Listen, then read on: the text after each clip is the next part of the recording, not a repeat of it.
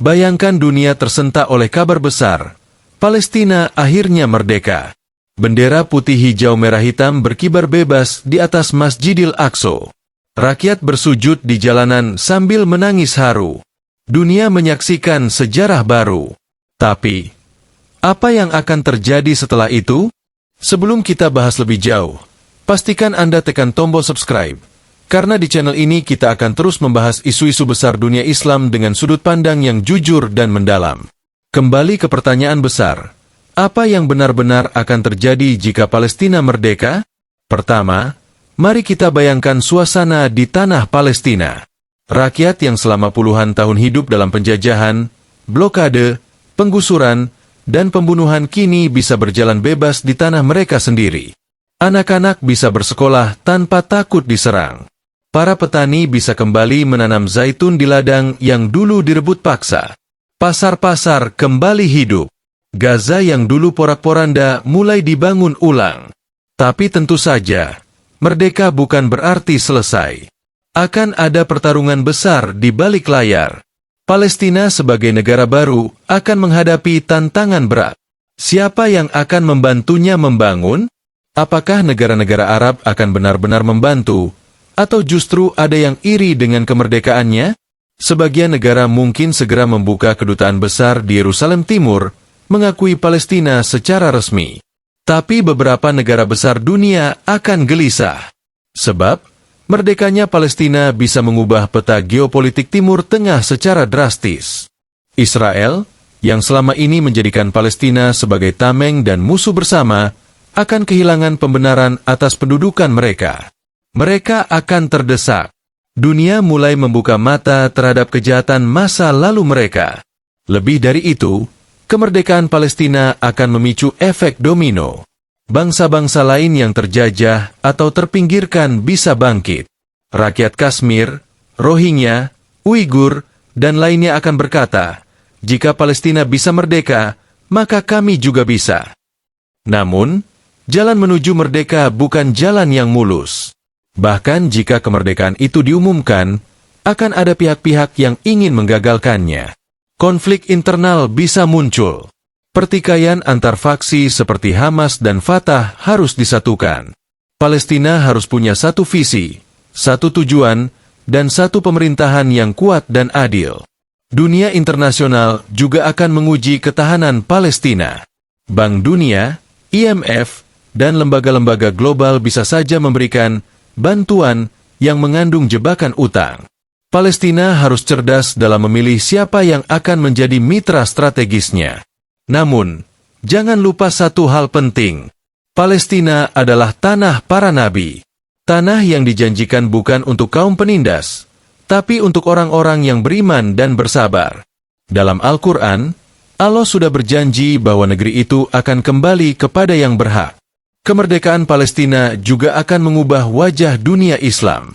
Selama ini, umat Islam di berbagai negara seolah lumpuh, sibuk dengan urusan sendiri, sementara Palestina menangis sendiri.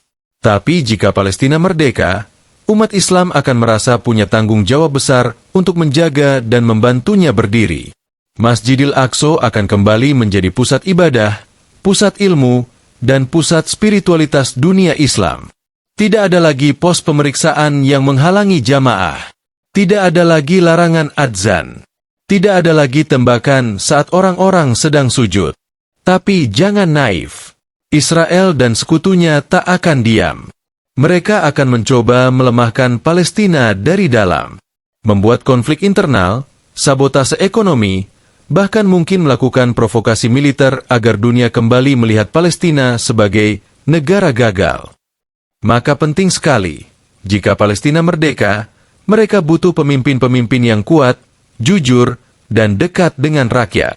Bukan pemimpin boneka. Bukan pemimpin yang duduk di kursi tapi hatinya di negara asing. Rakyat Palestina juga harus siap dengan ujian setelah kemerdekaan. Sebab sejarah membuktikan, setelah merdeka, perjuangan baru dimulai. Negara-negara lain banyak yang merdeka secara formal, tapi tidak merdeka secara ekonomi, politik, dan budaya. Tantangan lainnya adalah pengungsi. Jutaan warga Palestina yang selama puluhan tahun hidup di kamp-kamp pengungsi, di Yordania, Lebanon, Suriah, akan ingin kembali. Tapi apakah Palestina siap menampung mereka semua? Apakah mereka akan diberi hak yang sama? Kemerdekaan juga akan membuka babak baru diplomasi. Palestina bisa masuk sebagai anggota penuh PBB. Bisa membangun hubungan bilateral dengan negara-negara Asia, Afrika, dan Amerika Latin. Bisa ikut forum-forum global dan menyuarakan keadilan. Tapi ancaman juga tak sedikit. Negara-negara Barat bisa saja tetap memberikan perlindungan khusus kepada Israel, bahkan setelah Palestina merdeka.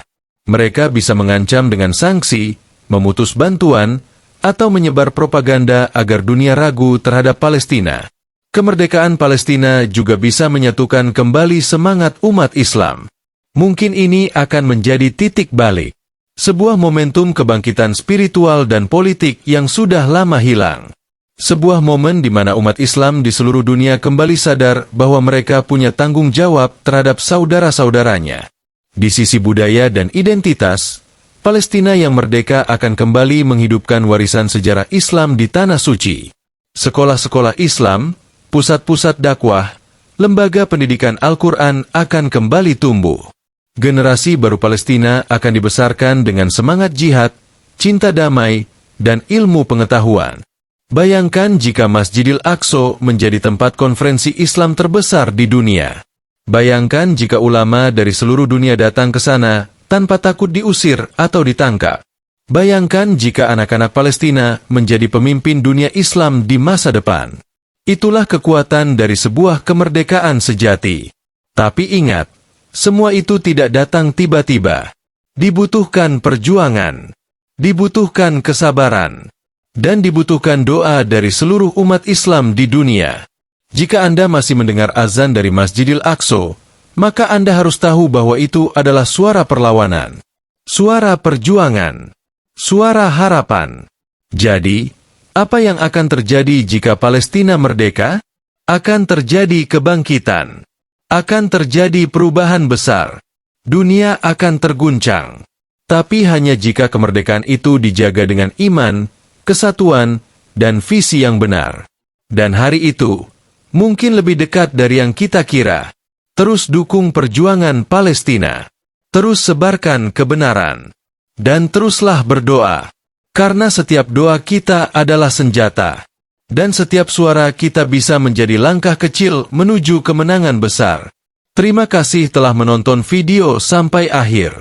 Jangan lupa untuk like, share, dan subscribe agar kita terus bisa menyuarakan kebenaran bersama. Karena satu suara bisa mengubah dunia.